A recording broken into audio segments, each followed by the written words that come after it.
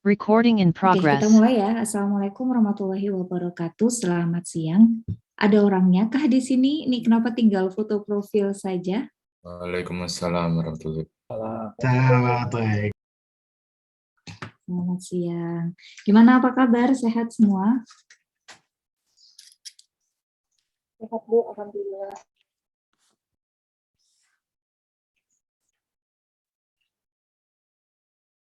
Oke, baik. Saya barusan pakai speaker.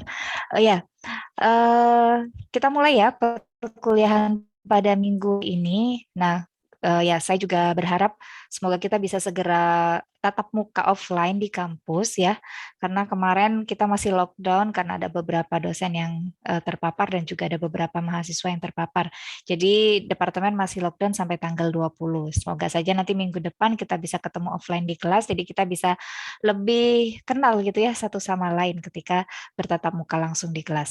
Baik, sebelum kita mulai masuk ke materi, ke perkuliahan pada siang hari ini, ada baiknya jika kita berdoa terlebih dahulu sesuai dengan agama dan kepercayaan masing-masing. Semoga pertemuan kali ini bisa diberi keberkahan dan teman-teman semua diberi diberi limpahan sehat jasmani dan rohani dan keselamatan di dunia dan juga di akhirat, seperti itu ya.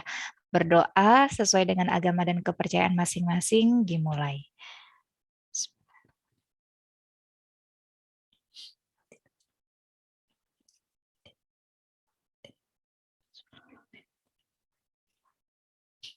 Berdoa selesai. Baik teman-teman, pada kesempatan kali ini kita akan belajar tentang pentingnya antarmuka pengguna. Oh ya, kode presensi saya letakkan di meeting chat ya. Jadi teman-teman silakan absen dan saya ingatkan kembali bahwa kode presensinya berlaku sampai jam 13.45. Jadi silakan disegerakan segera presensi. Baik. Saya matikan kamera untuk menghemat bandwidth ya. Kita akan mulai penjelasan materi pada siang hari ini, yaitu tentang mengapa UI itu sangat penting dan mengapa UI itu sulit untuk dirancang. Nah, di sini kita akan membahas terkait user, siapakah itu user, antarmuka pengguna, pengalaman pengguna, ketergunaan, interaksi, affordance, dan juga signifier. Nah, kalau kita tahu kemarin teman-teman mencari perangkat fisik yang berantar muka buruk ya, seperti itu. Nah, sekarang kita akan membahas kenapa sih UI itu sangat penting gitu. Lalu kenapa UI itu sangat sulit untuk dirancang. Nah, seperti itu. Kita akan membahas itu semua termasuk juga pengertian tentang user, antarmuka pengguna, interaksi, affordance, dan juga signifiers. Baik, kita mulai terkait discoverability. Nah, maksudnya ini seperti apa? Ini adalah gambar yang kemarin saya tunjukkan kepada teman-teman. Di sini adalah tombol switch untuk motor yang ada di stang motor untuk lampu sein ya yang ada di motor kalau kita mau belok kanan atau kiri. Kalau di sini bentuknya di sepeda gitu ya, untuk belok kanan dan kiri biar orang yang di belakang tahu kita mau belok di mana. Nah, yang dimaksud dengan discoverability di sini adalah ketika kita mencoba untuk mengetahui kegunaan dari suatu benda atau suatu perangkat. Ini gunanya untuk apa? Bagaimana cara menggunakannya? Nah, itu yang dimaksud dengan discoverability. Kalau kita tahu di sekitar kita ya, di sekeliling kita itu ada banyak sekali benda. Contohnya saat ini saja ketika pertemuan tatap muka secara online ini berlangsung, di depan saya ada laptop. Di sebelah kanan kiri kita pasti juga ada banyak perangkat ya, ada laptop, mungkin ada gelas yang mau minum, ada HP kita, ada bolpen, ada buku dan lain sebagainya. Nah, yang dimaksud dengan discoverability di sini, masing-masing perangkat itu punya antarmuka, masing-masing peralatan itu punya antarmuka. Di sini harapannya kita harus mampu sebagai pengguna, kita harus mampu mengetahui cara menggunakan alat tersebut, kegunaan dari alat tersebut, sehingga kita bisa memperoleh yang namanya kebermanfaatan dari alat itu tadi. Seperti itu. Itu yang dimaksud dengan discoverability. Nah, kemarin kita juga membahas terkait ini, wastafel ya. Ketika kita nyalakan kerannya, air mengalir, harusnya airnya juga akan mengalir ke dalam pipa, tidak menggenang seperti itu. Kalau ini kan dia menggenang ya, dia menggenang dan airnya tidak bisa mengalir. Nah, pasti di sini timbul pertanyaan. Kita sebagai pengguna, misalnya kita juga akan bertanya, lah ini kok airnya menggenang? Gimana cara saya agar air ini bisa mengalir? Nah, di sini yang dimaksud dengan discoverability, kita akan melakukan observasi nih. Kita lihat di sekeliling perangkat tadi ya, di depan wastafel itu ada apa saja. Nah, kalau kita lihat di depan wastafel ini selain ada keran untuk memutar air, menyalakan dan mematikan air, di sini juga ada tombol ya, bukan tombol ya, ada lingkaran di bawahnya. Nah, jangan-jangan airnya harusnya terbuang lewat lingkaran ini. Tapi gimana caranya membuka lingkaran ini? Nah, itu kita akan melakukan proses yang namanya observasi. Kita lihat, kita coba-coba nih gimana cara menggunakannya. Mungkin kalau yang di gambar B, gambar sebelah B, kita coba pakai koin gitu ya, atau alat untuk mencongkel, barangkali bisa naik ke atas. Tapi yang di C, setelah dicoba-coba ternyata, oh ternyata dia ini dipencet. Gitu. Jadi ketika dipencet, maka saluran yang ada di bawah ini akan terbuka. Ketika dia terbuka, maka airnya akan mengalir. Seperti itu. Jadi secara tidak langsung, cara menggunakan wastafel ini kita pelajari, kita observasi ketika kita berhadapan dengan wastafelnya tadi, ketika kita menggunakan wastafelnya tadi. Nah, tahapan atau proses ini disebut dengan discoverability. Jadi ya, bagaimana sih cara menggunakan benda ini? Pasti kita akan observasi dulu, kita nyoba-nyoba dan lain sebagainya sampai akhirnya bendanya dapat digunakan dengan baik. Nah, istilah itu adalah discoverability. Itu. Baik, kemarin teman-teman saya minta untuk mencari tentang desain antarmuka yang buruk atau antarmuka perangkat yang buruk gitu ya. Nah, ini ada pernyataan, ada kutipan ya, saya ambil di sebuah paragraf dalam buku The Design of Everyday Things. Jadi di sini disebutkan bahwa everyday life sometimes seems like a never-ending fight against confusion. Jadi continue error, frustration, and a continual cycle of updating and maintaining our belongings. Jadi dalam kehidupan kita sehari-hari ini kadang-kadang kita ini berperang istilahnya, sedang melawan kebingungan yang kita hadapi. Kadang kita itu merasa bingung, kadang kita menemukan error, kadang kita juga frustasi dengan bagaimana cara menggunakan perangkat peralatan yang ada di sekitar kita. Tidak hanya berupa aplikasi sistem informasi, tapi juga peralatan yang ada di sekitar kita. Antarmuka yang buruk akan membuat penggunanya itu merasa bingung. Karena bingung akhirnya dia frustasi, ada banyak error yang muncul, ada banyak kesalahan-kesalahan yang terjadi. Hasil orang yang menggunakan itu akan bingung, akan frustasi dan akan emosi seperti itu ya, emosi gitu. Nah, itu. Jadi itu desain yang buruk. Jadi kita di sini akan belajar bagaimana caranya membuat desain yang baik. Baik, nah sekarang saya ingin melakukan survei kepada teman-teman terkait siapa itu user. Sebentar, saya siapkan dulu Mentimeternya. Nah, silakan teman-teman buka dulu Menti. Kodenya akan saya copy paste.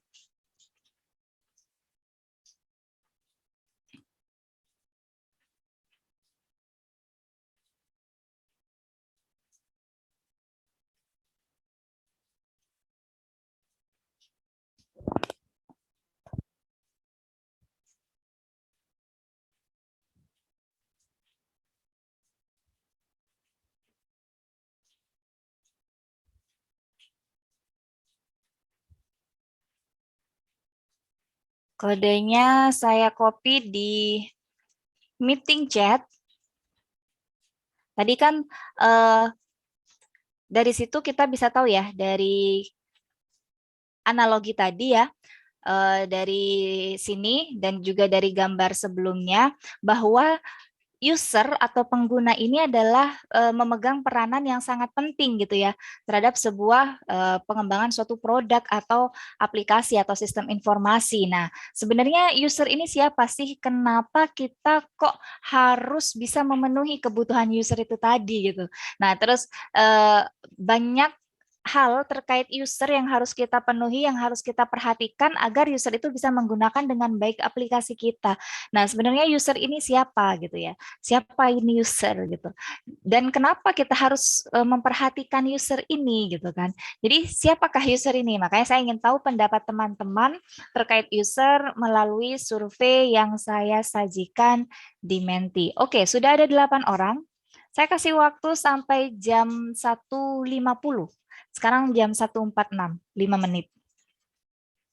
Jadi tadi kalau misalnya antar mukanya jelek ya, seperti tadi contohnya, banyak orang yang akhirnya emosi gitu ya, kesel gitu. Setelah kesel di situ juga ada, dia kadang bingung cara menggunakannya, banyak error yang terjadi, dia bingung, karena dia bingung dan banyak error, hasil ya dia marah-marah kadang seperti itu. Bagaimana sih cara pakai ini? Kadang juga teman-teman seperti itu ya, beli barang baru, terus teman-teman bingung cara menggunakannya. Oh ya wes lah gitu. Kita akhirnya kesel juga, ya udah kita nggak tahu gimana cara makainya gitu. Jadi ya benda itu juga tidak akan terpakai gitu. Nah, karena pentingnya pengguna itu, kita perlu tahu siapa dulu itu pengguna atau user, sehingga nantinya kita bisa memetakan kebutuhan dari penggunanya itu seperti apa.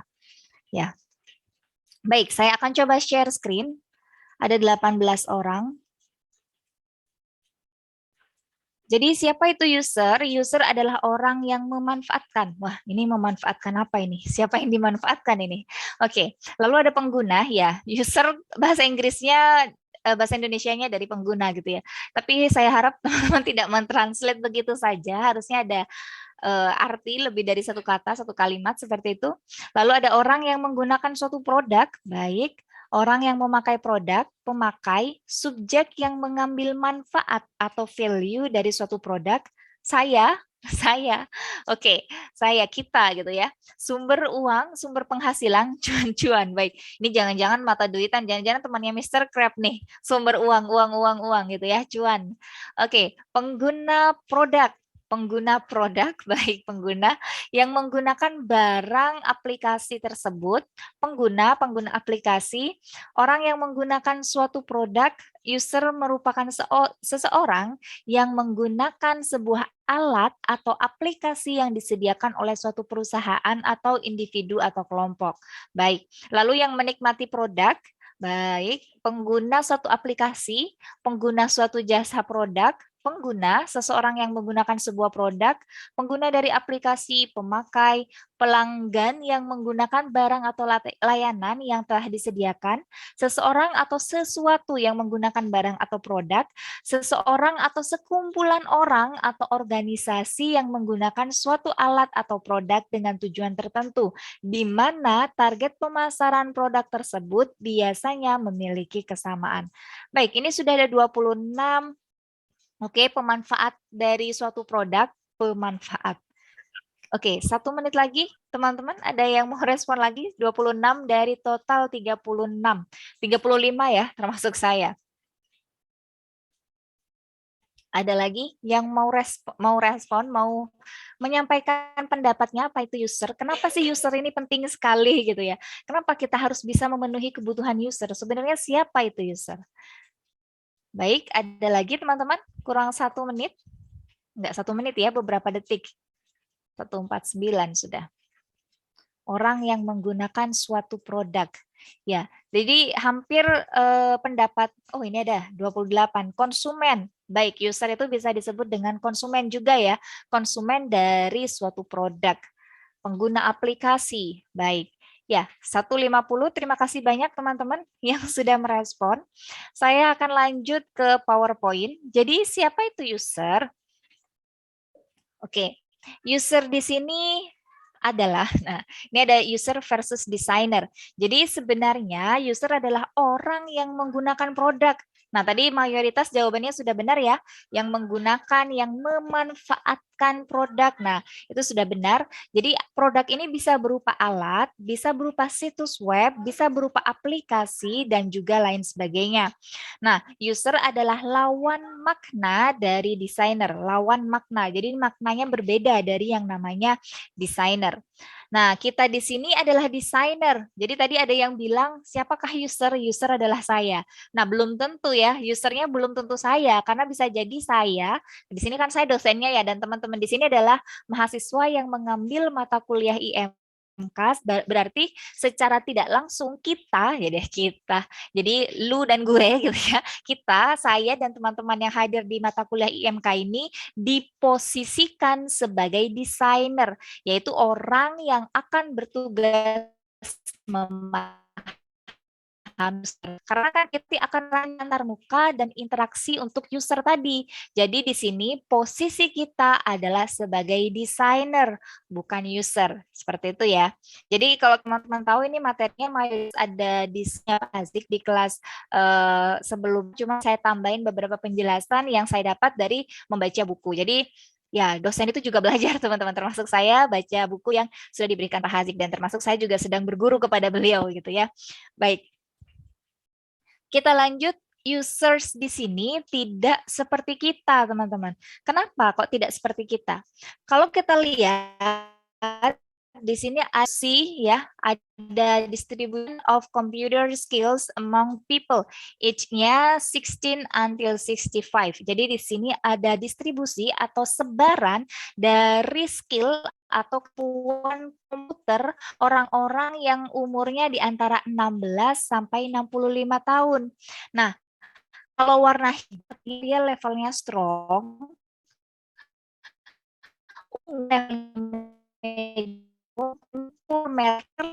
abu alah can use. Kalau kita lihat di sini ini ada beberapa negara maju loh ya, negara berkembang seperti Indonesia. Indonesia kan negara berkembang. Nah, Skandinavia, Netherlands, Kanada, Jerman, Australia, UK dan lain sebagainya. Di sini kalau kita lihat warna abu-abu, you can use computer atau tidak bisa menggunakan komputer, terlihat lumayan banyak ya, cukup banyak ya kalau kita lihat di sini. Ada banyak, cukup besar gitu ya abu-abunya. Selain abu-abu di level kuning pun, level poor di sini ini juga cukup banyak ya yang kuning. Nah, yang ungu juga banyak di sini. Sedangkan yang hijau, yang benar-benar strong, yang benar-benar paham terhadap komputer itu masih sedikit. Nah, mungkin kita di sini ada di level 3 atau level 2 karena kita memang sering berinteraksi dengan komputer. Karena kita kan kuliah di situ ya, di teknik informatika, mau nggak mau kita nggak akan jauh dari yang namanya komputer dan teknologi, dari HP, gadget, dan sebagainya. Nah, ini sebarannya. Jadi tiap orang itu unik, tiap orang itu berbeda, mereka punya kekurangan dan kelebihan masing-masing, mereka punya kemampuan mereka masing-masing. Jadi user ini tidak sama, tidak seperti kita. Mungkin kita sudah pernah belajar tentang teknologi, tapi user belum tentu. Karena kalau kita lihat dari sebaran ini, kemampuan user itu beragam. Ya, distribusinya beragam. Bisa dilihat dari latar belakang pendidikan, terus pekerjaan, latar belakang perekonomian, dan lain sebagainya. Seperti itu. Baik, selanjutnya kita akan belajar tentang pengertian antarmuka pengguna atau user interface. Nah, apa sih user interface? Kalau kita lihat di sini, user interface itu bisa berarti functionality atau kegunaan, fungsionalitas. Lalu ada usefulness atau ketergunaan, ya, bisa berupa konten atau isi. Jadi kalau kita lihat antarmuka di situ, antarmuka misalnya aplikasi web atau mungkin perangkat elektronik dan lain sebagainya, di situ secara tidak langsung bisa mendeskripsikan fungsionalitasnya. Terus ketergunaannya, benda ini untuk apa, sistem ini untuk apa, aplikasi ini untuk apa, jadi ketergunaannya untuk apa. Konten, jadi ada konten-konten, ada bagian-bagian yang menceritakan konten atau isi dari sebuah aplikasi tadi atau benda tadi, ini maksudnya apa dan lain sebagainya. Terus juga terkadang ada label ya, di antar muka itu ada label-label yang menjelaskan sesuatu. Presentation itu berhubungan dengan tampilan, gambar, lalu ada layout atau tata letaknya. Jadi kalau misalnya bentuk web biasanya ada tata letaknya, bootstrap ya. Jadi ada menutup, terus juga ada beberapa bagian di situ, terus di situ juga ada slider barangkali dan lain sebagainya. Lalu ada navigation. Navigation ini hubungannya dengan kemudi. Jadi setelah login, kalau kita mau login, navigasinya kemana? Kita pergi ke sidebar misalnya, pilih menu login, setelah login kita masukkan username, lalu pencet tombol untuk login. Nah, itu navigasi tahapan. Tahapan yang terlalu banyak, yang terlalu jelimet, itu terkadang akan membingungkan untuk user. Nah, otomatis antar muka pengguna di sini juga berhubungan dengan navigasi atau kemudi atau tahapan-tahapan tadi. Jadi masing-masing fungsionalitas biasanya punya tahapan. Misalnya fungsionalitas untuk ganti password. Nah, tahapannya seperti apa? Kita login dulu, setelah login kita pilih sidebar, di sidebar klik menu untuk ganti password. Nah, itu ada tahapannya. Nah, tahapan di sini yang disebut dengan navigasi. Kalau tahapannya terlalu banyak, terlalu jelimet, terlalu membingungkan, otomatis orang juga akan bingung. Nah, itulah kenapa navigasi di sini masuk ke dalam antar muka pengguna. Lalu ada response speed ya. Mungkin contohnya response speed di sini adalah ketika teman-teman FRS. Nah, kalau zaman saya dulu nih, kuliah di ITS, di informatika, ketika minggu-minggu FRS, biasanya my ITS jadi semakin lemot. Kenapa saya bilang semakin lemot? Karena banyak mahasiswa yang mengakses, teman-teman. Dari informatika sendiri saja, ada sekitar 1000-an mahasiswa, ditambah lagi jurusan-jurusan lain se-ITS yang mengakses satu server yang sama. Alhasil, respon yang diberikan oleh my ITS juga lemot, lambat. Seperti itu. Jadi, ini juga berhubungan dengan yang namanya antarmuka pengguna. Biasanya teman-teman kalau responnya lambat, lemot, pasti teman-teman kesel sendiri gitu ya. Wah, ngapain sih ini kok nggak bisa keload gitu kan. Akhirnya ya udah deh pasrah, semester depan mau kuliah apa gitu, dosennya siapa. Yang jelas saya sudah ngambil mata kuliah mungkin seperti itu. Lalu yang selanjutnya adalah emotional impact.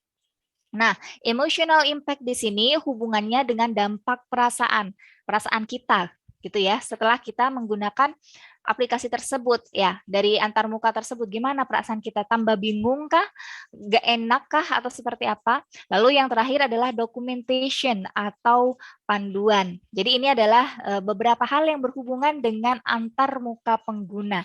Biasanya seperti itu. Baik. Selanjutnya di sini kita akan belajar pengalaman pengguna atau yang disebut user experience dalam bahasa Inggrisnya. Jadi apa itu user experience atau pengalaman pengguna? Di sini hubungannya adalah dengan perasaan gitu ya, emotion. Jadi teman-teman di sini yang suka emosi, yang punya perasaannya peka gitu ya, dikit-dikit nangis. Nah, ini ada hubungannya dengan aplikasi yang kita kembangkan enggak ya? Enggak ada ya. Jadi emotion di sini lebih ke respon dari pengguna setelah pengguna tersebut menggunakan aplikasi kita. Nah, kalau tadi misalnya kita akses My ITS terus lemot, alhasil perasaan kita kan nggak enak gitu ya, kesel, nggak di-load terus, nggak ke-load, nggak berhasil ngambil mata kuliah dan lain sebagainya. Akhirnya kita perasaan kita nggak nyaman, perasaan kita kesel, kita menggerutu, kita kadang kecewa, kadang kita marah-marah gitu. Kadang bisa jadi kita sampai nangis karena nggak bisa ngambil mata kuliah karena My ITS-nya lemot dan sebagainya. Lalu ada heritage atau peninggalan, jadi dampaknya, hasilnya gitu ya. Lalu ada fun, kesenangan, jadi kadang ketika kita sukses atau berhasil menggunakan aplikasi atau perangkat tertentu, kita mendapatkan kesenangan di situ, atau misalnya kita main game ya teman-teman, main game, antarmuka gamenya seperti itu, lalu kita mendapatkan kesenangan di situ, kita fun, merasa fun, ada entertainment-nya, ada hiburannya di sana. Lalu di sini juga berhubungan dengan style atau corak ya, pengalaman pengguna. Tiap orang punya style yang beda-beda gitu kan. Maka dari itu di sini pengalaman pengguna yang dirasakan juga akan berbeda bergantung dengan yang namanya stylenya ini tadi atau coraknya ini tadi. Selanjutnya ini juga berhubungan dengan art, seni, lalu ada branding atau promosi merek, reputation, reputasi nama, dan social connection. Nah, biasanya pengalaman pengguna ini misalnya nih ya, orang di kalangan menengah ke atas biasanya lebih suka menggunakan produk-produk high-end, seperti misalnya merek laptop MacBook Pro, Apple, dan lain sebagainya. Nah, ini hubungannya dengan branding, promosi merek gitu ya. Dan juga berhubungan dengan reputasi nama. Kita kan orang kaya. Nah, enggak seperti itu sombong namanya ya. Bukan, tapi mungkin mereka butuh laptop MacBook atau apa untuk mendukung kinerjanya tadi, untuk mendukung pekerjaannya tadi. Karena mereka mampu, punya uang, sehingga bisa membeli produk-produk yang high-end, yang memang bisa membantu mendukung efektivitas dan efisiensi dari kinerjanya tadi. Nah, seperti itu. Itu adalah pengalaman pengguna. Selanjutnya, mengapa perlu antarmuka yang baik? Nah, di sini ada beberapa penjelasan. Yang pertama, agar pengguna pemula dapat cepat beradaptasi. Jadi, sebuah antarmuka yang baik akan membuat pengguna itu mudah atau paham menggunakannya gitu ya. Nah, tapi kalau antarmukanya buruk, nah orang-orang pemula itu, orang yang baru menggunakan itu juga akan kebingungan. Karena kebingungan dia akan kesulitan beradaptasi, tidak bisa menggunakan perangkat tadi, tidak bisa menggunakan aplikasi atau sistem informasi tadi. Yang kedua di sini adalah agar pengguna mahir dapat bekerja lebih efisien. Nah, ketika kita sudah bisa beradaptasi, ketika kita bisa menggunakan aplikasi, sistem informasi atau peralatan tadi dengan baik dan benar, maka secara tidak langsung maka kita akan menjadi lebih mahir dan pekerjaan kita akan menjadi lebih efisien. Seperti itu ya. Jadi pada awal mulanya yang pertama kan kalau antarmukanya baik, kita bisa lebih cepat belajar, lebih cepat beradaptasi. Nah, kalau misalnya kita sudah bisa beradaptasi, kita mulai terbiasa, kita akan menjadi mahir. Nah, karena kita sudah mulai mahir, alhasil pekerjaan kita akan menjadi lebih efisien dengan bantuan teknologi tersebut, dengan bantuan perangkat tadi. Dan yang ketiga di sini adalah agar produk dapat mengurangi kesalahan pengguna dalam menuntaskan pekerjaannya. Maksudnya di sini karena tadi antarmukanya baik, ini akan meminimalkan error atau kesalahan pengguna atau human error dalam menuntaskan pekerjaannya tadi. Lalu yang terakhir adalah karena produk dapat meningkatkan rasa bangga para pengguna atas kepemilikannya terhadap produk setelah merasa puas dengan produktivitasnya yang meningkat. Jadi kalau orang itu pada akhirnya produktivitasnya meningkat, pekerjaannya bisa jadi lebih efisien dan efektif, alhasil dia bisa bangga, wah ini bagus kok produknya gitu ya. Saya rekomendasi produk ini karena saya pakai produk ini juga dan hasilnya bagus gitu kan. Nah, ini yang dimaksud dengan yang nomor 4, kita akan merasa puas dan kita akan merasa bangga atas kepemilikan produk tadi, seperti itu. Baik, sebelum saya lanjutkan, apakah ada yang ingin ditanyakan?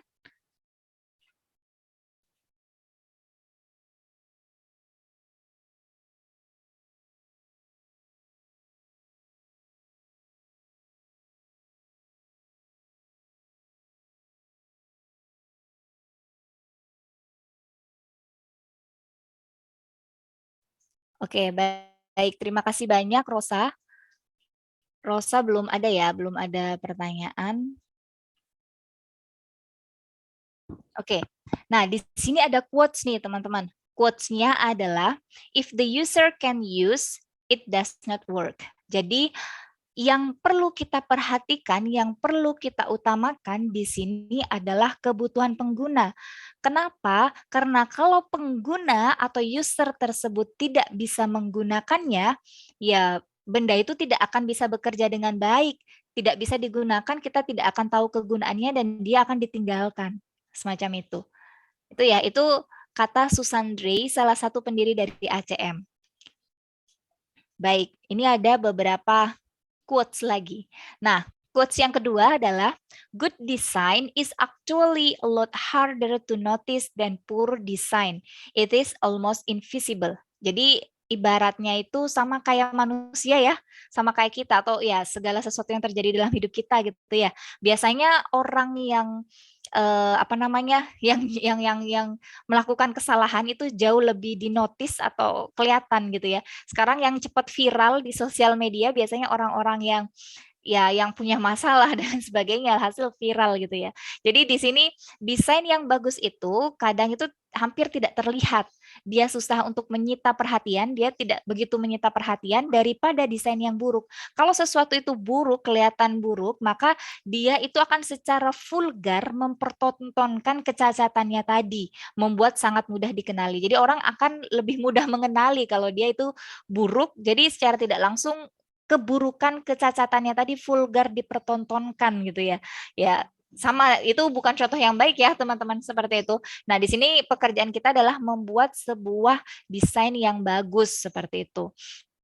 Nah, makanya tidak sedikit banyak perusahaan-perusahaan ya besar yang menggunakan ini apa namanya desain yang buruk sebagai ajang promosi.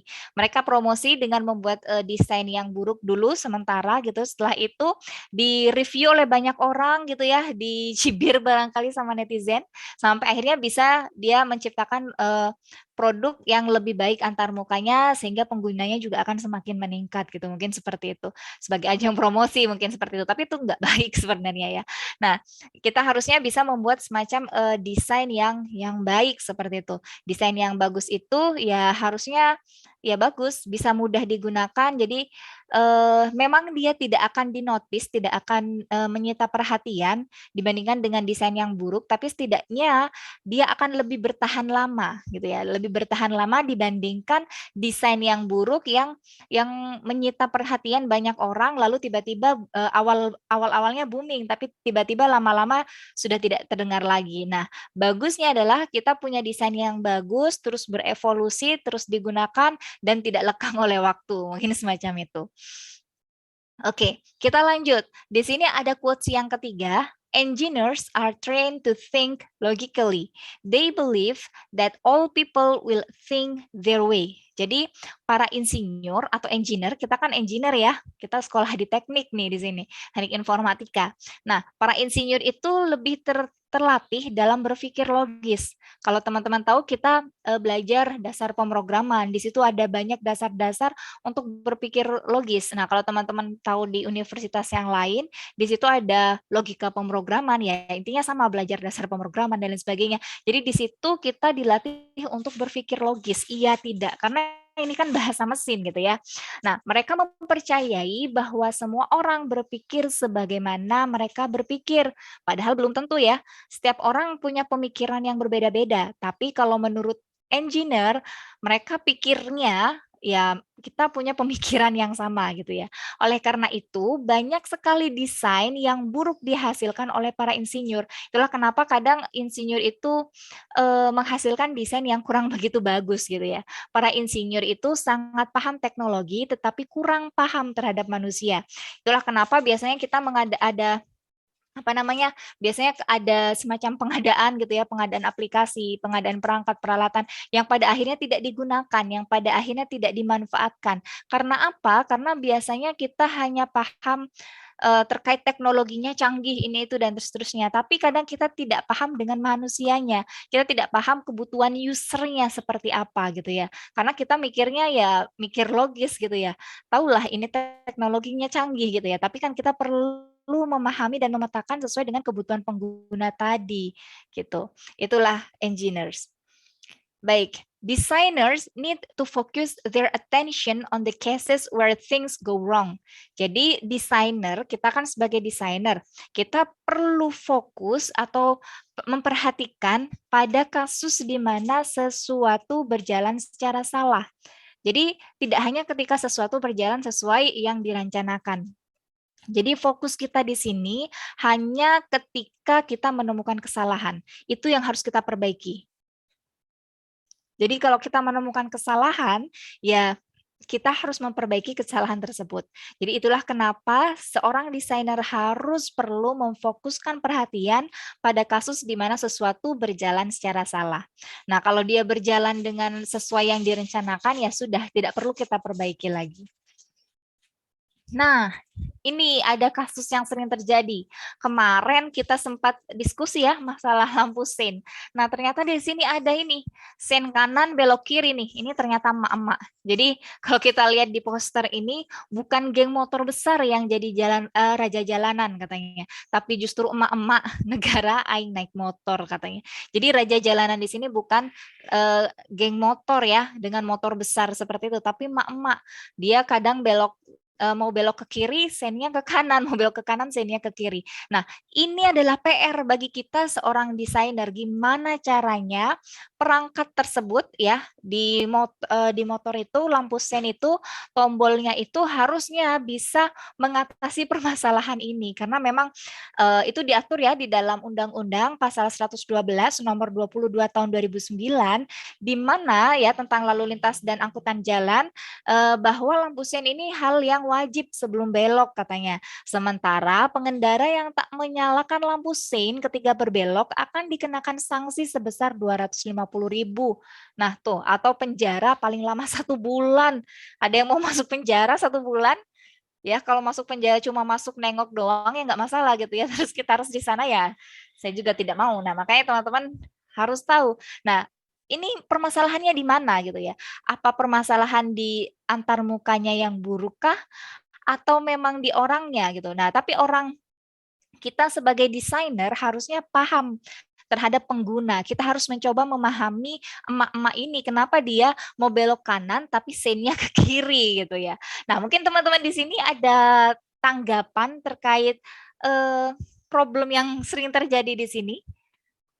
Monggo bisa raise hand dan akan saya tambahkan untuk nilai keaktifan. Ya, mau Muhammad Naufaldillah, silakan.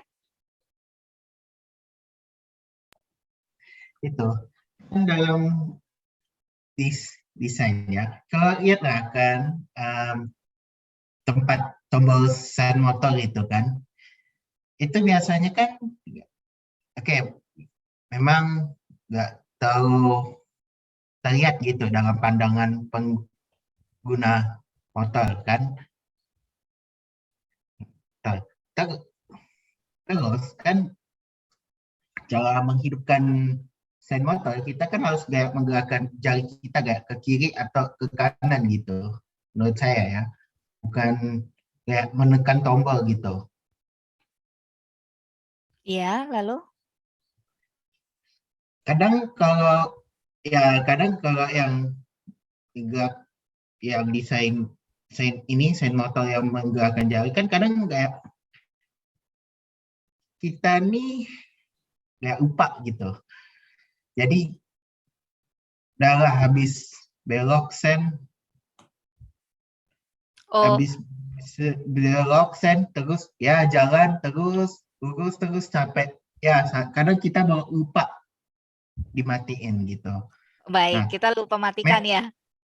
Ya, memang sekarang didesain, memang belum ada sih untuk didesain motor yang kayak mati otomatis. Itu kebanyakan itu fiturnya di desain mobil gitu.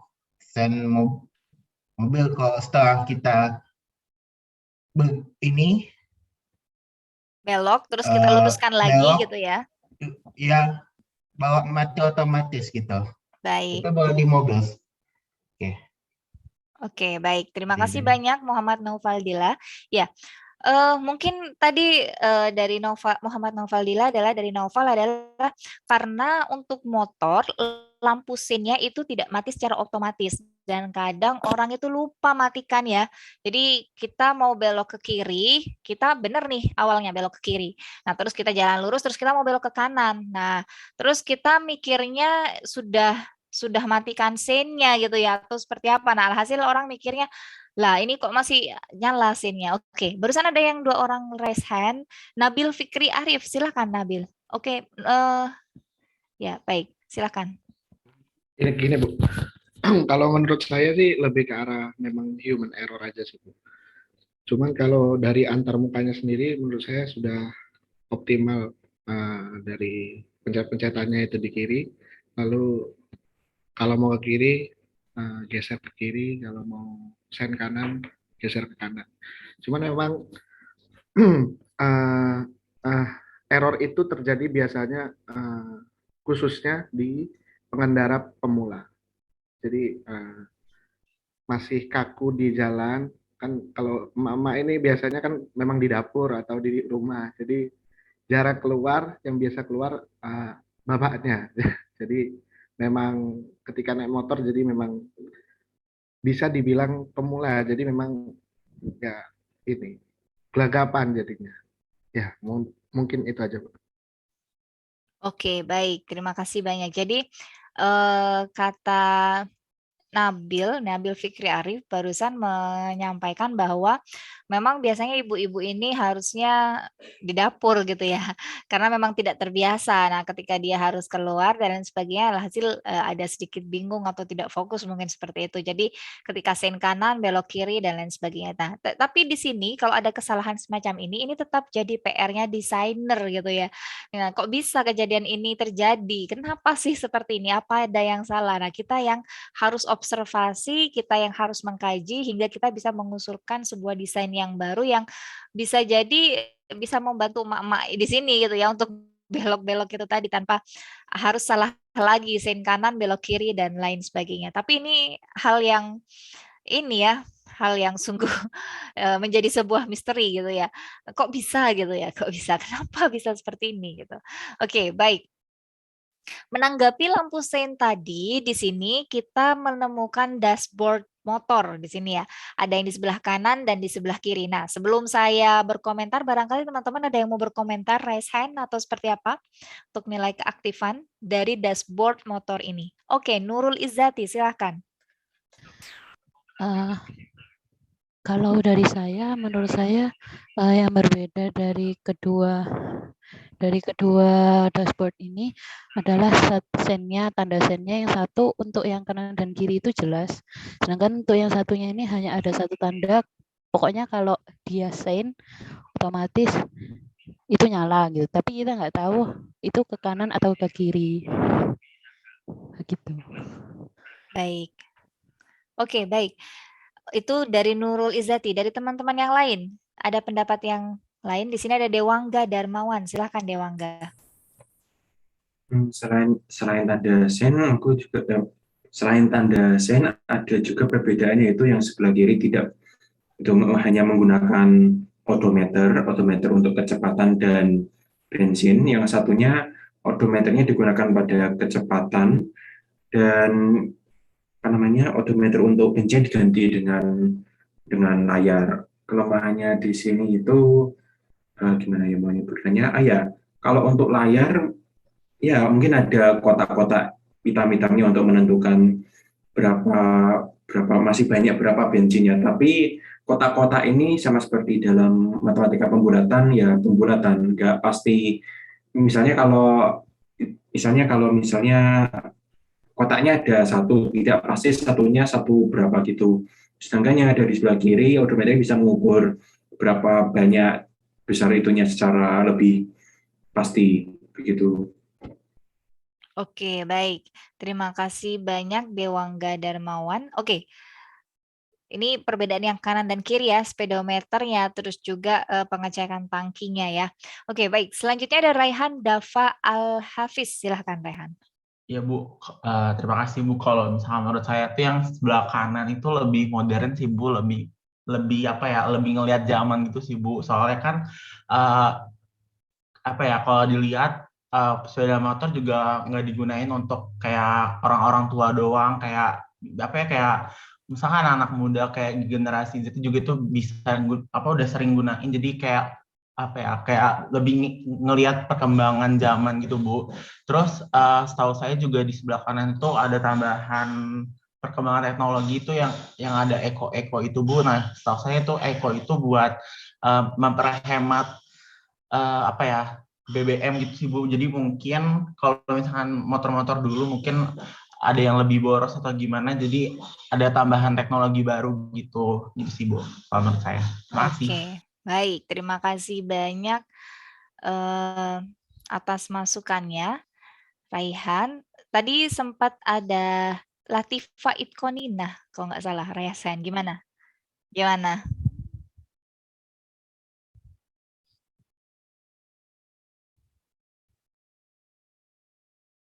Monggo, silahkan.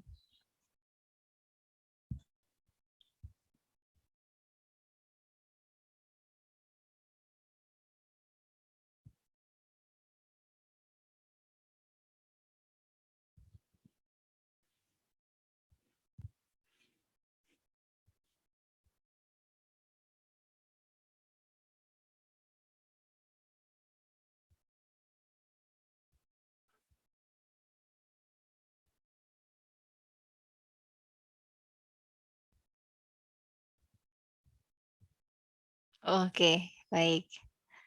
Oke, terima kasih. Ya, terima kasih banyak Latifa Itkonina.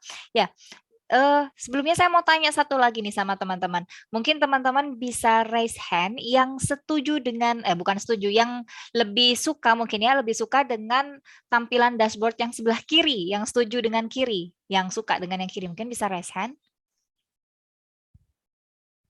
Wah, ini ada 1, 2, 3, 4, 6, 7, 8, 9, 11, 12, oke, 13, 14.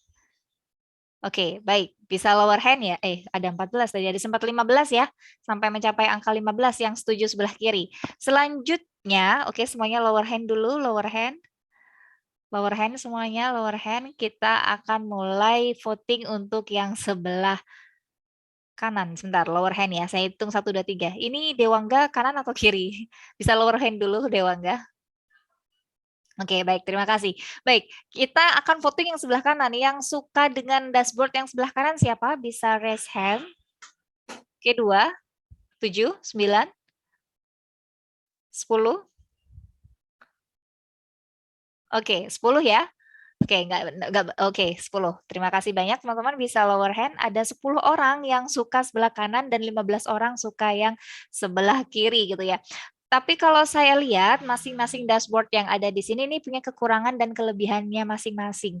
Intinya dashboard ini dibuat untuk memberikan informasi. Dia punya istilahnya kalau yang akan kita pelajari saat ini adalah signifiers. Dia menandakan sesuatu, dia menginformasikan sesuatu. Kalau yang di sebelah kiri untuk belok sein kanan kiri, di sini ada panah ya kanan kiri. Jadi kalau kita meskipun zaman dulu sein-nya itu tombolnya ke atas dan ke bawah, tapi orang mungkin bisa melihat di sini ya, di dashboard-nya. Jadi kalau ke atas, maka nanti yang kanan yang akan nyala lampunya. Dan kalau misalnya ke bawah, maka yang nyala adalah yang sebelah kiri dan lain sebagainya. Seperti itu. Nah, ini secara tidak langsung dia bisa mendeskripsikan kegunaan dari ininya switch tombol sein-nya tadi di setirnya itu tadi ya, kanan dan kiri gitu ya. Sedangkan yang di sebelah kanan yang menggunakan desain modern ini, di situ nggak bisa membedakan ya. Kalau kita belok ke kiri ya tetap yang nyala lampu ini satu lampu. Kalau belok ke kanan pun ya yang nyala juga satu lampu gitu ya. Nah, itu sedikit membingungkan gitu ya. Barangkali seperti itu. Itulah kenapa banyak emak-emak yang pada akhirnya nyasar gitu ya. Mau belok kanan, ternyata sein-nya ke kiri. Mungkin karena dia pikir, oh sein-nya masih nyala. Ternyata nyalanya dulu tadi sebelumnya kan masih belok ke kiri, belum dipindah ke kanan. Nah, mungkin bisa jadi seperti itu. Banyak emak-emak yang salah paham. Mungkin ya, ini analisis saya. Lalu kalau kita lihat di sini, di gambar yang sebelah kiri, dia masih menggunakan speedometer sederhana ya, bahkan tangki untuk ngeceknya juga pakai speedometer biasa. Sedangkan kalau yang di sebelah kanan, ini nampaknya sudah lebih modern. Untuk speedometer dia masih tetap, tapi sepertinya ini sudah cukup canggih gitu ya, dan ditambah dengan digital ya, ada digital untuk menunjukkan bensin, tangki bensinnya penuh atau tidak, seperti itu. Nah, lalu di sini ada eco. Eco ini maksudnya mungkin untuk mengurangi adanya gas emisi tadi, pembakaran karbon tadi. Jadi dia mencoba biasanya sih eco ini teman-teman kecepatan motor itu berpengaruh terhadap gas emisi yang dihasilkan oleh motor itu. Jadi kalau eco ini berarti kita harus membatasi kecepatan motor. Jadi perilaku berkendara dengan mengurangi kecepatan motor tadi itu sangat berpengaruh terhadap produksi gas emisi atau gas karbon dari sebuah motor. Nah, itu sebabnya kalau eco berarti kita akan melaju dengan kecepatan tertentu, seperti itu. Sedangkan kalau yang kuning, ini saya jujur nggak tahu nih yang kuning di pojok kanan bawah nih. Nah, kalau yang lampu sih yang warna biru ini ya, seperti itu, dan lain sebagainya. Nah, oke, kita lanjut. Kalau saya sendiri, saya Mungkin kan tiap orang punya pendapatnya masing-masing ya. Nah, di sini uniknya pengguna. Nah, ini tantangan kita sebagai seorang desainer untuk memahami kebutuhan pengguna tadi. Nah, masalah dashboard motor ini saja sudah ada beberapa pendapat gitu ya, ada beberapa tanggapan dari teman-teman. Nah, kalau saya sendiri, kalau saya pribadi, saya jarang naik motor. Biasanya saya kalau ke kampus naik sepeda, tapi saya bisa naik motor. Nah, kalau saya naik motor, biasanya saya tidak terlalu memperdulikan dashboard yang ada di sini. Yang saya perhatikan di situ hanya tangkinya, dia full atau tidak, seperti itu, dan lampu depannya nyala atau tidak. Sudah, lalu saya berangkat. Jadi kalau belok pun saya juga nggak akan memperhatikan dashboard, pasti karena saya tetap lihat ke depan, ya belok kanan kiri ya yang saya perhatikan, yang saya kontrol adalah tangan saya, dan switch-nya itu tadi, tombolnya itu tadi yang ada di setir, dan ya seperti itu. Dan kalau masalah speedometer, kecepatan, saya sih nggak akan terlalu cepat ya untuk bawa motor dan lain sebagainya, karena biasanya juga pelan-pelan gitu ya naik sepeda. Nah, kalau saya sendiri sih saya tidak terlalu memperhatikan dashboard kalau saya lagi naik motor seperti itu. Tapi mungkin ada beberapa orang yang pendapatnya berbeda gitu. Kita kan pengalaman penggunanya berbeda-beda ya, pemikiran berbeda-beda. Ada yang mungkin lebih suka yang sebelah kiri gitu, ada yang lebih suka sebelah kanan. Ada yang berpendapat setuju bahwa yang sebelah kiri lebih informatif, sebelah kanan tidak informatif. Nah, ini tantangan nih, tantangan bagi kita seorang desainer. Gimana caranya bisa untuk memenuhi kebutuhan-kebutuhan tadi? Bagaimana caranya agar kita bisa memetakan kebutuhan tadi dan bisa memahami kebutuhan pengguna atau kebutuhan user yang beragam tadi, kan beraneka ragam. Ada banyak latar belakang, ada banyak kondisi ekonomi dan sebagainya lah, hasil ya pemikirannya juga beda-beda, kebutuhannya juga berbeda-beda, dan ya ini tantangan buat kita ya, gimana cara memetakan itu semua. Baik, kita lanjut. Nah, di sini tadi lampu sen ya, saya akan menjelaskan sedikit tentang useful. Nah, jadi useful di sini apa? Useful di sini maksudnya adalah memenuhi kebutuhan pengguna. Jadi sesuatu itu tidak bisa digunakan kalau dia tidak bisa memenuhi kebutuhan penggunanya gitu ya. Maksudnya di sini adalah memenuhi ekspektasi pengguna serta semua fitur dan antarmuka yang dikembangkan harus mampu merepresentasikan kegunaan tersebut. Benda ini untuk apa? Aplikasi ini untuk apa? Jadi fitur dan antarmukanya harus mampu merepresentasikan kegunaannya. Jadi biasanya kan ada kebutuhan pengguna akan dipetakan ke dalam kebutuhan fungsional dan non-fungsional kalau di RPL ya. Nah, kalau di RPL seperti itu. Nah, nanti dari kebutuhan fungsional dan non-fungsional itu tadi akan dipetakan lagi jadi rancangan antarmuka, jadi desain ini itu sampai akhirnya jadi sebuah aplikasi. Jadi di sini useful yang dimaksud adalah memenuhi kebutuhan pengguna, di mana fitur dan antarmuka yang dikembangkan tadi harus mampu merepresentasikan kegunaan. Jadi manfaatnya benda ini untuk apa? Kegunaannya untuk apa? Seperti itu. Nah, ini contohnya.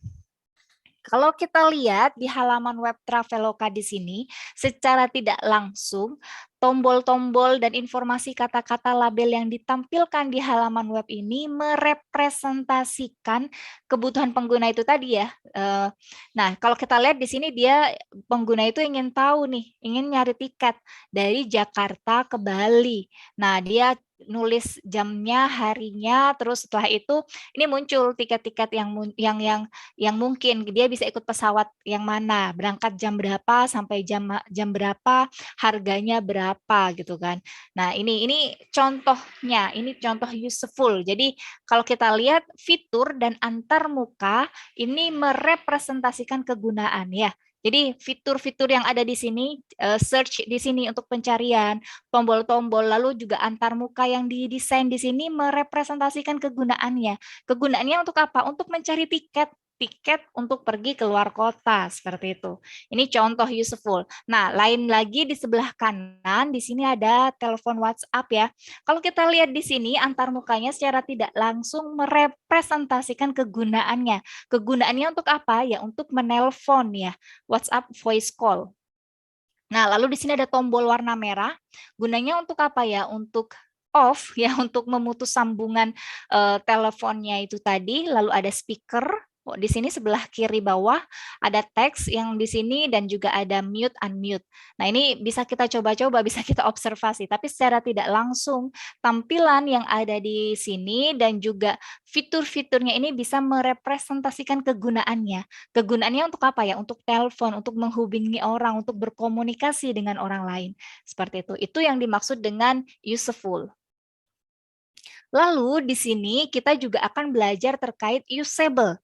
Nah, setelah ini nanti ada usability ya. Usable ini maksudnya apa? Dia itu mudah dipahami dan digunakan. Jadi ada istilahnya kurva pembelajaran atau learning curve yang dilalui pengguna harus sesingkat dan semudah mungkin. Maksudnya seperti apa? Jadi ketika pengguna itu belajar untuk menggunakan sebuah perangkat yang baru, sebuah aplikasi yang baru, sebuah benda yang baru, maka waktu yang digunakan untuk belajar itu harapannya adalah singkat atau minimal. Jadi kalau kita lihat di sini ada rate of learning atau learning rate-nya itu adalah minimal atau singkat. Jadi kalau awal-awal kita belajar ya, pertama kita belajar.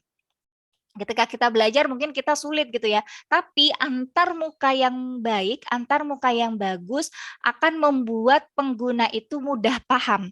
Ketika dia sudah bisa memahami terkait kegunaan benda itu, terkait kegunaan dari aplikasi itu, maka waktu yang diperlukan untuk belajar itu harusnya juga minimal atau sedikit. Gitu ya. Jadi harapannya rate of learning-nya itu minimal atau kecil. Gitu. Kalau aplikasinya berantar muka yang baik, harapannya rate of learning-nya juga minimal. Jadi waktu yang dibutuhkan untuk mempelajari penggunaan aplikasi atau perangkat tersebut juga minimal atau kecil. Itu yang dimaksud dengan learning curve. Baik, nah terkadang di sini ada dua istilah namanya familiar dan intuitif. Nah kalau familiar biasanya kita itu merasa familiar, merasa sudah pernah gitu ya. Kok kayaknya saya sudah pernah. Nah, di sini biasanya kita bisa mengerjakan, biasanya kita bisa dengan mudah gitu ya memahami antar muka tersebut. Jadi biasanya ada beberapa aplikasi yang antar mukanya familiar, mirip gitu ya dengan aplikasi-aplikasi populer gitu. Aplikasi A populer. Nah, ternyata B ini juga ada aplikasi tapi kegunaannya berbeda. A sama B kegunaannya berbeda. Tapi antar muka A dan B ini familiar, mirip-mirip. Oh, nah di sini karena antar mukanya familiar, tujuannya biar penggunanya itu bisa lebih mudah paham gitu ya. Karena familiar gitu. Kalau sudah familiar biasanya kita akan lebih mudah memahaminya. Nah, sama halnya dengan beda halnya dengan intuitif ya. Berbeda halnya dengan intuitif. Kalau intuitif di sini adalah berdasarkan intuisi atau juga kata hati semacam itu. Nah, kalau misalnya berdasarkan kata hati berarti ya kita nyoba-nyoba gitu ya, biasanya seperti itu. Kita nggak pernah nyoba sebelumnya ya kita ikuti apa kata hati seperti itu. Baik, kita lanjut. Lalu apa itu ketergunaan atau usability? Tadi ada usable, lalu ada useful, sekarang ada usability. Nah, kita tidak sedang belajar bahasa Inggris. Nah, tapi usability di sini adalah quality, bagus atau tidaknya hasil akhir produk tadi ya. Lalu learnability, kemampuan dia untuk mudah atau tidak dipelajari.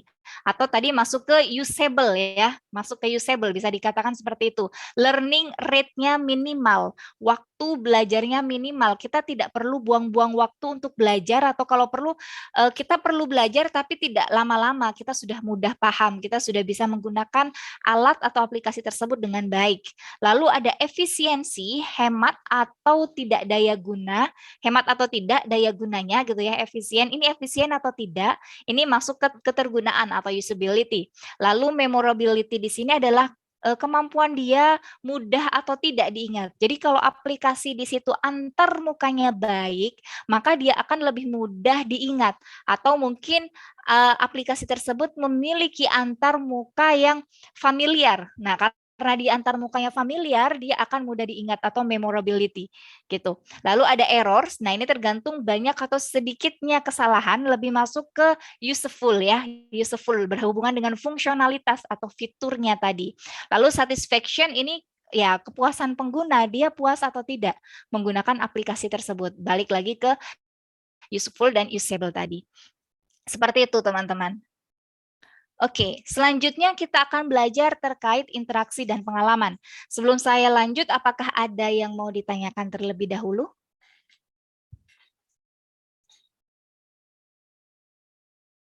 Oke, baik. Mungkin kita istirahat sebentar ya. Teman-teman yang mau minum atau mau ke belakang, silakan. Kita mulai lagi jam 2.40. Sekarang 3.4 ya, sekitar 5 menit. Baik. Saya off dulu ya, teman-teman. Kalau mau izin silahkan, nanti jam 2.40 kita mulai. Recording stopped.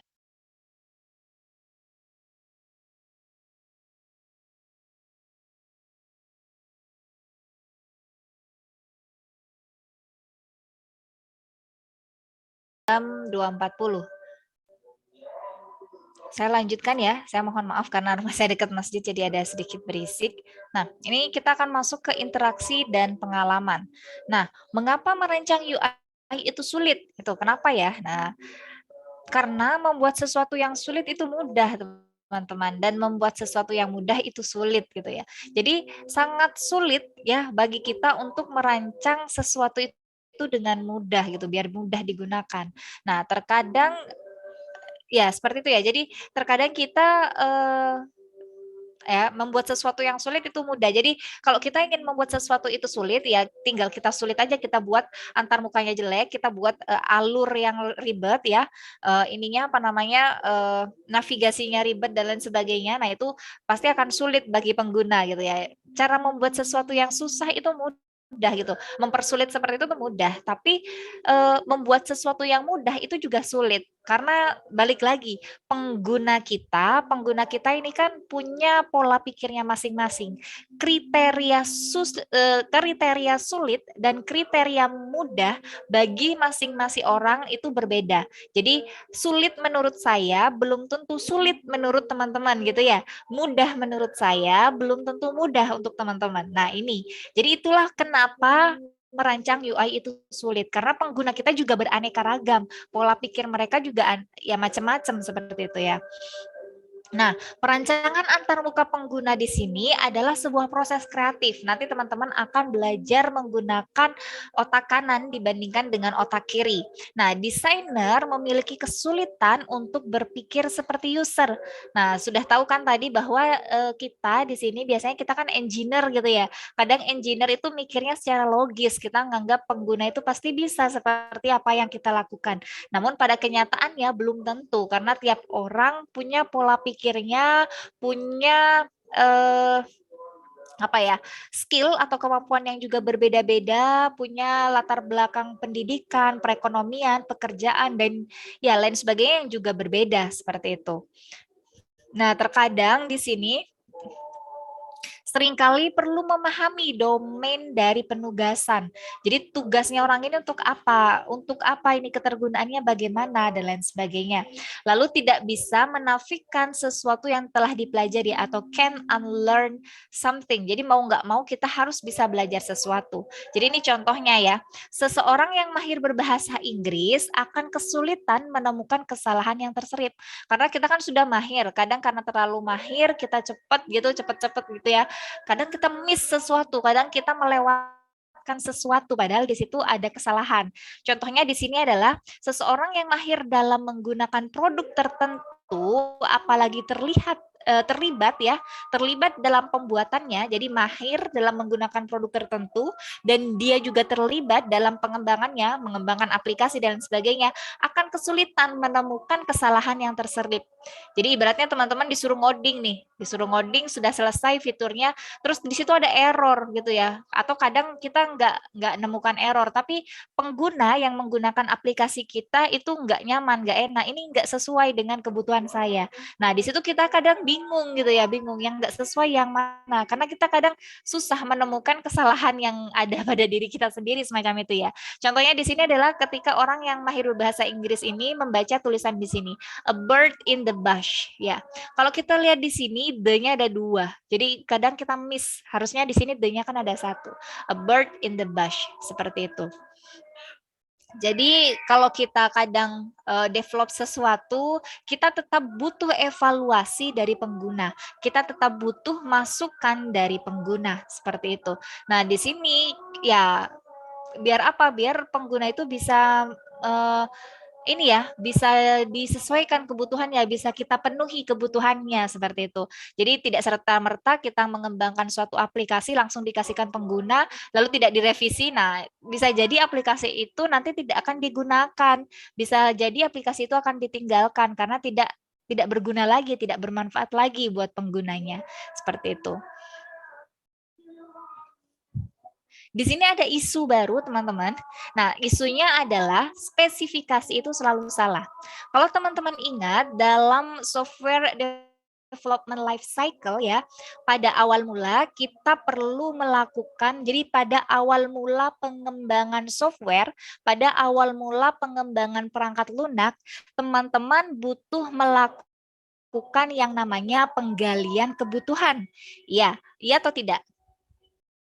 Mungkin bisa lewat meeting chat atau mungkin open mic, iya atau tidak? Penggalian kebutuhan? Oke. 3 orang iya, betul ya, benar ya, betul. Ya, jadi sebelum kita mengembangkan sebuah perangkat lunak, kita perlu melakukan penggalian kebutuhan. Kita perlu memahami pengguna, memetakan apa kebutuhan dari pengguna. Biasanya kita menggunakan dokumen SKPL atau SRS, Software Requirement Specification, Software Requirement Specification SRS. Nah, tapi di sini spesifikasi itu selalu salah. Kadang apa yang kita tulis di dalam dokumen SKPL tersebut itu salah, tidak sesuai dengan kebutuhan penggunanya. Jadi di sini ada riset, di situ menyatakan bahwa hanya sekitar 30% kode program yang dikembangkan dalam sebuah aplikasi itu yang pada akhirnya digunakan secara sepenuhnya oleh para user atau pengguna. Jadi semua fitur-fitur yang sudah kita rancang, semua fungsionalitas yang sudah kita tulis, ternyata hanya 30% yang digunakan. Sisanya tidak digunakan. Kenapa? Karena tidak sesuai dengan kebutuhan dari para pengguna.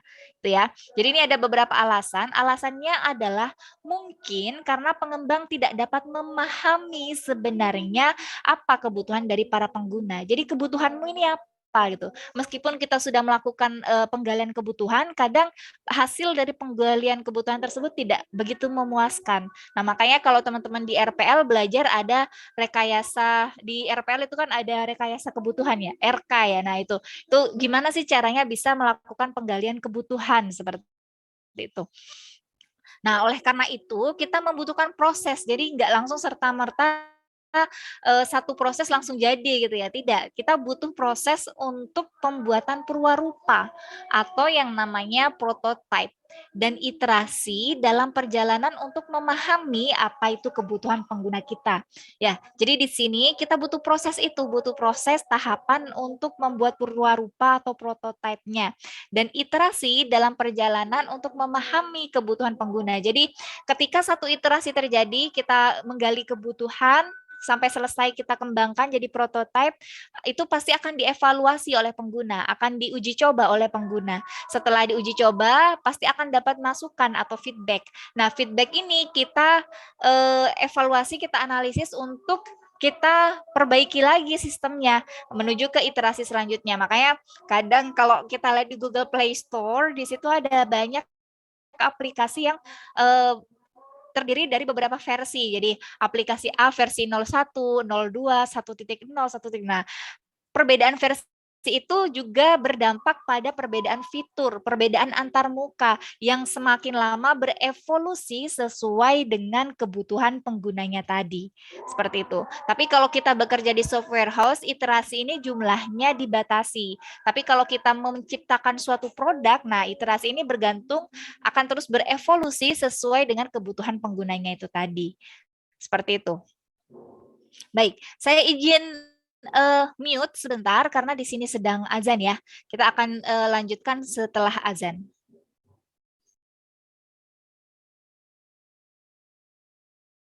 Recording in progress. Oh, ini saya salah nge-pause dan resume ya, nggak apa-apa. Recording stopped. Oke, baik teman-teman, sambil kalau ada pertanyaan ya bisa dipikirkan.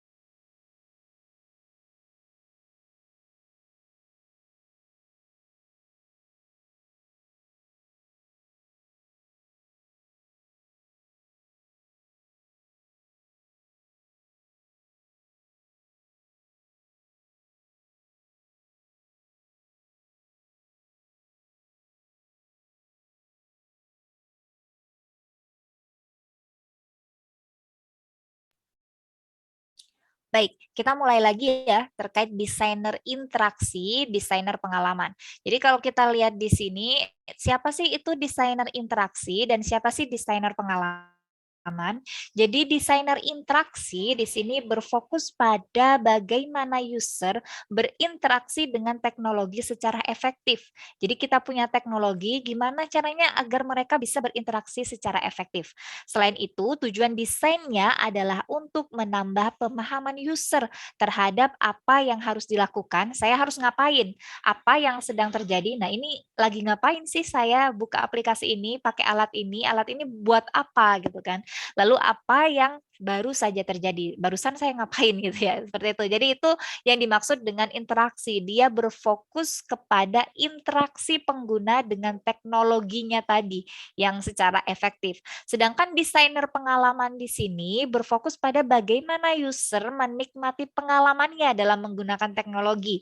Jadi lebih ke responnya, respon dari user pengalamannya. Biasanya teknologi yang berbeda menghadirkan pengalaman yang juga berbeda. Misalnya teman-teman pakai perangkat VR daripada menonton TV gitu ya, TV layar lebar dibandingkan dengan menggunakan head mounted display VR pakai Oculus. Nah, di situ pengalaman penggunanya juga berbeda.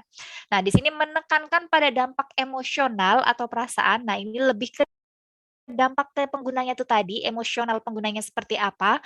Dan yang terakhir adalah menjawab betapa berharganya produk tersebut bagi pengguna. Jadi kalau misalnya perangkat tersebut enak dipakai, pengguna merasa nyaman, maka secara tidak langsung pengguna bangga dong dengan punya pakai perangkat tersebut gitu ya. Iya, ini perangkatnya bagus gitu ya, makanya dia bangga seperti itu. Baik, nah ini sebelum saya masuk menjelaskan ke psikologi dasar dalam interaksi, mungkin saya akan mulai dengan discoverability. Tadi kita belajar terkait discoverability ya di awal-awal. Jadi apa yang ada di sekitar kita ini, di sekeliling kita. Sebentar, saya sudah start belum ya? Oke, baik, ini kepotong-potong jadinya nih teman-teman. Oke, baiklah, saya sudah start. Jadi saya lanjutkan ya. Maksudnya psikologi dasar dalam interaksi di sini adalah seperti ini. Di sekitar kita ada, kepencet. Nggak bisa. Oke, di sekitar kita, di sekeliling kita ada banyak sekali benda, ya kan? Ada banyak benda yang ada di sekitar kita. Nah, seiring dengan berkembangnya teknologi, benda-benda tersebut juga berevolusi, kegunaannya juga berevolusi. Contohnya, yang namanya HP. Dulu HP kita pakai tombol-tombol besar semacam Nokia gitu ya. Seiring dengan berjalannya waktu, berkembang jadi HP Android seperti sekarang. Nah, seiring dengan berjalannya waktu juga akan terus berkembang, banyak fitur-fitur baru, banyak teknologi baru yang akan hadir dari HP tersebut. Nah, ini baru HP. Lalu bagaimana dengan laptop? Nah, laptop dulu berupa PC yang besar. Nah, selain PC nanti berubah berukuran tambah kecil, ukurannya jadi tipis gitu ya.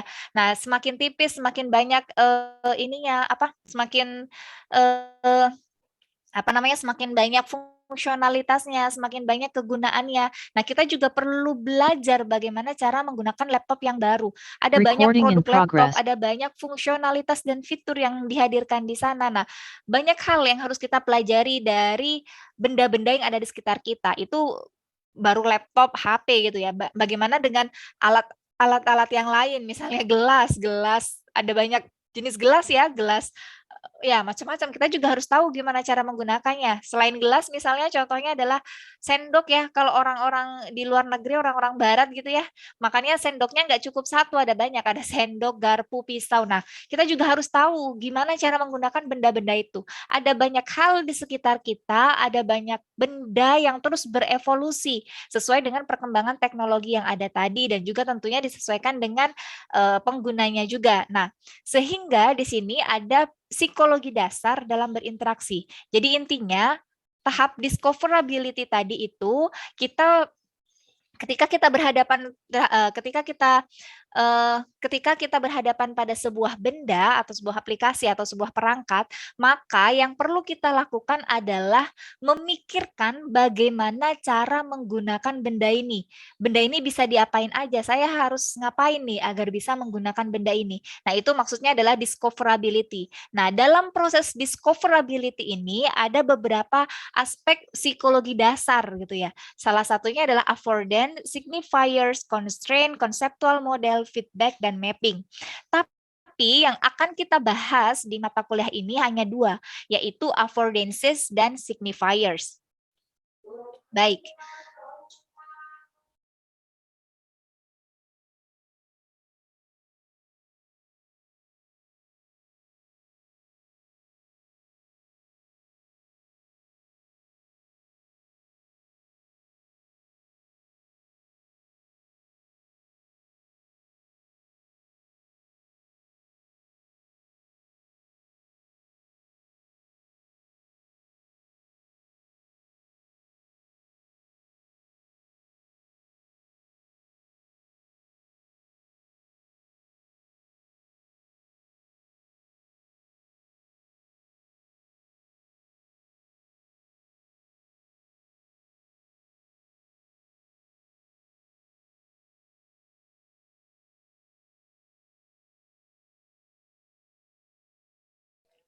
Baik, kita lanjut ya. Nah, di sini kita mulai dengan affordance. Affordance ini apa? Jadi affordance di sini adalah hubungan antara objek fisik dan agen yang berinteraksi. Di sini adalah manusia gitu ya. Kita manusia akan berinteraksi dengan benda ini. Kira-kira benda ini bisa kita apakan saja gitu. Benda ini kemungkinannya bisa kita apain gitu ya. Nah, kalau dilihat berdasarkan bentuk fisiknya, objek fisiknya seperti itu. Nah, affordance di sini menunjukkan bagaimana sekiranya sebuah objek dapat digunakan. Jadi kalau kita lihat yang namanya kursi ya, kursi ini bisa buat apa? Kalau kita lihat dari bentuknya dia bisa diapain? Bisa kita buat duduk ya kursi. Tapi bisa juga kita angkat, bisa kita lempar untuk orang. Kalau kita lihat dari bentuknya, kemungkinan aksi yang bisa kita lakukan terhadap benda atau objek fisik berdasarkan bentuknya itu namanya affordance. Nah, kursi juga bisa kita angkat ya, kita pindahkan dari satu posisi ke posisi yang lain. Tapi di sini kita juga perlu memastikan agen atau orang yang berinteraksi tadi, manusianya tadi. Kalau kursinya itu kecil, mungkin kita bisa angkat sendirian. Tapi kalau kursinya itu besar, nah kita perlu bantuan lebih dari satu orang untuk mengangkat kursi tersebut. Nah, ini yang dimaksud dengan affordance, kegunaan sesuatu perangkat atau objek berdasarkan bentuk fisiknya, gitu ya. Baik, ini contohnya perbedaan antara affordance versus signifiers ya. Kalau misalnya affordance kan kita lihat dari bentuk fisiknya. Jadi aksi apa yang harus dilakukan? Jadi berdasarkan bentuk fisiknya seperti ini kemungkinannya kita bisa melakukan aksi apa saja. Contohnya di sini adalah pintu. Kita bisa membukanya, kita bisa mendorong, menarik, menggeser ke kanan, ke kiri, ke atas, dan ke bawah. Itu pintu. Nah, tapi di sini ada signifier. Signifier ini tentang apa? Signifier berhubungan tentang di mana seharusnya aksi tersebut dilakukan. Jadi misalnya kemarin ada pintu ya. Nah, kita tahu ini pintu, semua orang tahu ini pintu. Nah, gimana cara kita menggunakan pintu? Berarti ada beberapa kemungkinan. Kalau dilihat dari bentuknya pintu, pintu ini bisa ditarik, didorong, diangkat ke atas, diangkat ke bawah, digeser ke kanan dan ke kiri gitu ya. Itu pintu. Kalau dilihat dari bentuknya affordance, tapi di sini ada signifiers, ada tanda di mana letak atau tempat kita harus membuka, mendorong atau menarik pintunya atau menggeser pintunya. Nah, di sini biasanya ada tulisan ya, tarik atau dorong. Oh, berarti seperti itu. Kita akan menarik dan mendorong di area sekitar itu. Atau mungkin kita lihat dari bentuknya gagang pintunya ya, gagang pintunya di situ bentuknya seperti itu. Oh, berarti secara tidak langsung affordance ini mendeskripsikan signifier, tanda bahwa kita harus memegang gagang pintu tersebut untuk membuka, mendorong, atau mungkin menggeser pintunya. Seperti itu ya. Nah, di situ itu affordance dan signifier. Jadi affordance itu adalah aksi apa yang harus dilakukan kalau dilihat berdasarkan bentuknya seperti itu, bentuk objeknya. Sedangkan kalau signifier hubungannya adalah pada tandanya. Jadi di mana kita harus melakukan aksi tersebut gitu. Nah, ini contohnya. Kalau teman-teman lihat di sebelah di sini adalah keran ya. Keran. Ini di samping ini menunjukkan gambar keran. Di sini adalah contoh affordance yang ambigu. Kenapa bisa dibilang ambigu? Di sini kalau saya lihat secara biasa, di sini ada banyak keran dan saya pasti bingung, ini kerannya yang mana yang harus saya putar? Air panas yang mana, air dingin yang mana, terus juga keran mandi untuk shower yang mana, keran yang di bawah yang mana, dan lain sebagainya. Seperti itu. Baik, ini ya. Harusnya di sini affordance-nya apa? Bukan harusnya. Di sini affordance-nya ambigu gitu ya, teman-teman ya. Karena affordance-nya di sini ambigu, seharusnya dia punya signifiers. Jadi kalau affordance-nya ambigu, harusnya dia punya signifiers yang mampu membantu menjelaskan. Misalnya untuk kasus keran ini, harusnya ada misalnya ada bulatan warna biru untuk air panas, bulatan warna merah untuk air dingin, dan lain sebagainya. Seperti itu ya. Atau mungkin ini keran untuk shower, ada gambar showernya, icon showernya, lalu ini untuk air pancuran, dan lain sebagainya. Seperti itu ya. Harusnya ada signifiers yang mampu membantu menjelaskan. Nah, ini contoh dashboard mobil nih, teman-teman. Graphical User Interface atau GUI pada dashboard ini sangat membantu sopir untuk memahami affordance pada produk mobil yang dikendarainya. Ya, seperti itu. Jadi, kalau kita tidak paham terhadap affordance-nya, bentuk objeknya, berarti kita harus mencari signifiers atau tandanya. Jadi, ini apa? Kita lihat tandanya, kita cek tandanya. Jadi, contoh kemarin ada radio ya, yang radio banyak tombol itu kayak jam waker. Nah, kalau kita lihat tombolnya banyak, kita kan pasti bingung ya. Kalau dilihat bentuknya sih ini, kalau nggak radio, ini jam gitu ya. Tombol itu bisa kita pencet gitu ya. Itu berdasarkan affordance-nya. Nah, tapi kita bingung tombolnya ini untuk apa saja. Harusnya di situ ada signifiers yang membantu menjelaskan fungsi atau kegunaan dari masing-masing tombol. Itu. Jadi graphical user interface atau GUI pada dashboard ini sangat membantu. Contohnya ini dashboard mobil ya. Nah, untuk memahami affordance pada produk mobil yang dikendarainya. Seperti itu. Ada speedometer, kecepatan, terus juga ada tangki, ya lampu sein, dan lain sebagainya. Baik, signifiers dalam GUI. Nah, dalam desain antarmuka pengguna grafis atau GUI, signifiers menjadi lebih penting daripada affordances.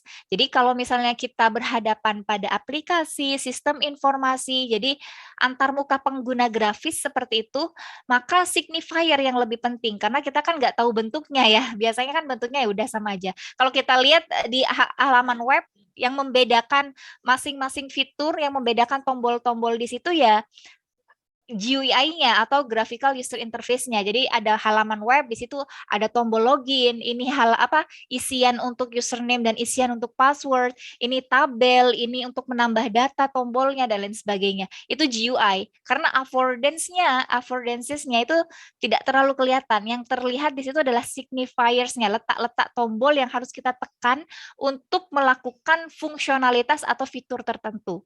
Seperti itu. Nah, sebuah signifier ini dapat berupa kata-kata. Contohnya di sini adalah tombol login ya. Kalau mau login silahkan tekan tombol login. Kalau mau register silahkan tekan tombol register dan lain sebagainya. Lalu di sini ada ilustrasi grafis nih teman-teman ya. Ilustrasi grafis ini biasanya berupa icon.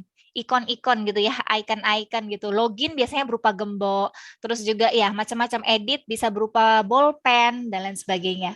Lalu signifiers juga bisa dalam bentuk affordance yang terpersepsikan. Contohnya seperti apa? Kalau teman-teman lihat gelas, bentuknya gelas seperti itu, maka secara tidak langsung kita tahu harus pegang gelas itu di mana, harus mengisi air di mana. Ya kan, nggak mungkin gelasnya dibalik terus kita isi air, nggak kan? Tapi secara tidak langsung, affordance atau bentuk objek gelas, bentuk fisik gelas itu bisa mempersepsikan kegunaan dari gelas itu tadi untuk menampung air, di mana kita harus menuangkan air ke dalam gelas, yaitu di cekungannya itu ya. Nah, selain itu di gelas kan juga ada telinga gelas tuh. Nah, meskipun ada telinga atau tidak ada telinganya, biasanya kita langsung pegang gitu ya. Nah, tapi kalau ada telinga gelas, telinganya gelas, kalau teman-teman bingung dengan telinganya gelas itu apa? Ya telinga gelas itu ya kupingnya gelas itu ya telinganya gelas.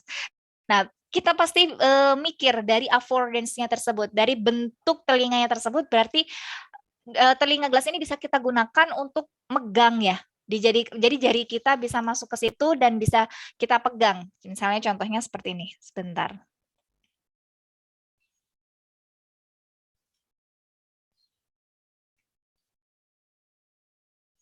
Oke, sebentar. Saya coba open cam. Nih.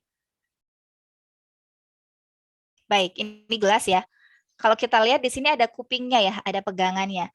Nah, kalau misalnya secara affordance, secara bentuknya gelas ini, ya dia kita bisa tinggal pegang aja di bawahnya. Terus kita bisa tahu ya tempat mengisi air di mana ya, di cekungannya di sini, di dalam sini.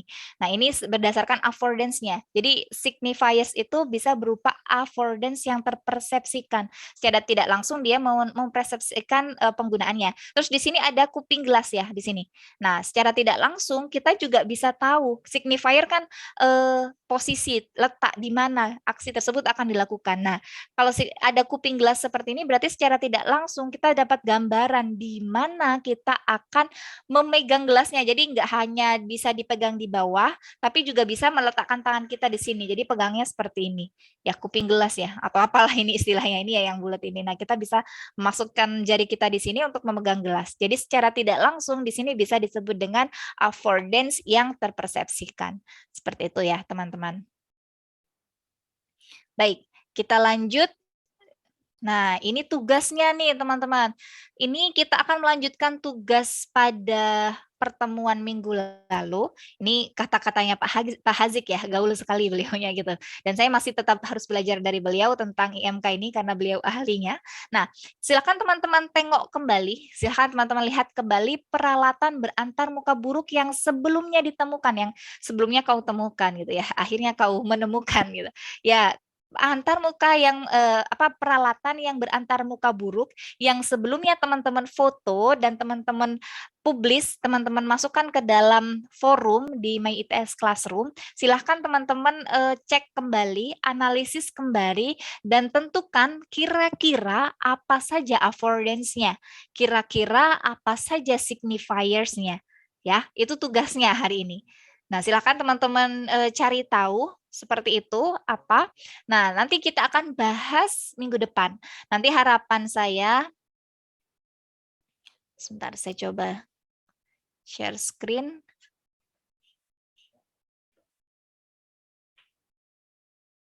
Nah, ini ya perangkat berantar muka buruk. Di sini ada pencatok rambut, fungsi keyboard, dan lain sebagainya. Silakan teman-teman menganalisis ya di sini kira-kira affordance-nya apa dan signifiers-nya apa. Nanti teman-teman bisa edit di discussion topic. Ini kan discussion ya bukan di konten ya, bukan discussion topic ini ya. Di bagian kontennya, di bagian masing-masing discussion topiknya itu di kontennya bisa diedit, ditambahkan signifiers dan affordance. Atau teman-teman bisa tambahkan reply di situ. Teman-teman tambahkan reply kira-kira signifiers dan affordance-nya itu apa. Seperti itu. Oke, baik. Ada yang mau ditanyakan barangkali? Ini ada rechargeable mouse. Nah, ini ya. Silakan nanti teman-teman dianalisis. Minggu depan kita akan mencoba presentasi satu-satu terkait benda ini ya, benda-benda yang kita punya di sekitar kita gitu ya, yang berantar muka buruk menurut kita. Ada yang mau ditanyakan dulu teman-teman?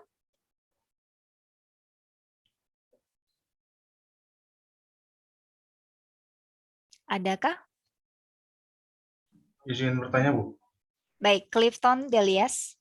Apakah PPT yang kemarin dan sekarang akan di-upload? Oh iya, saya mohon maaf. Kemarin itu ya akan saya upload beserta videonya ya. Nanti saya coba upload juga. Sebenarnya videonya sudah saya rekam semua termasuk PPT-nya. Nah, cuma kemarin itu karena ada banyak hal terjadi, lockdown dan lain sebagainya, terus juga ada keluarga yang juga sempat positif, jadi saya belum sempat ngupload, belum sempat ngedit videonya dan sebagainya, jadi ya saya mohon maaf. Tapi hari ini insya Allah saya selesaikan, saya upload ke Classroom ya. Gitu. Ada lagi pertanyaannya teman-teman? Terima kasih, Bu. Oke, terima kasih banyak Clifton.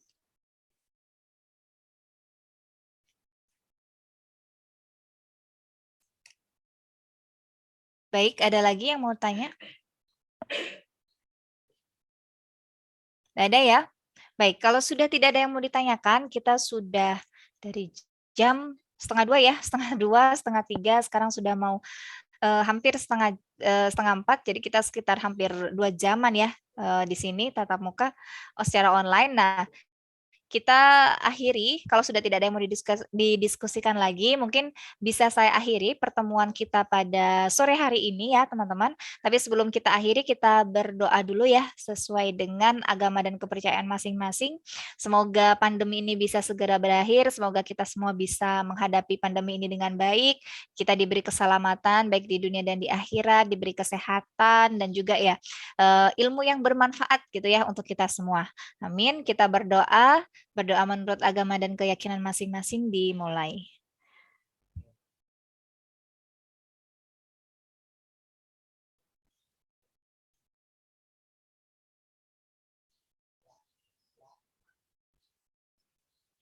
Berdoa selesai. Baik, terima kasih banyak teman-teman atas kehadirannya. Terima kasih banyak juga atas partisipasinya, keaktifannya, dan pertanyaannya selama kelas ini berlangsung. Saya akhiri, sampai jumpa minggu depan. Jangan lupa tugasnya dikerjakan ya. Baik, Assalamualaikum warahmatullahi wabarakatuh. Selamat sore. Terima kasih, Bu. Waalaikumsalam. Terima kasih, Bu. Ya. Recording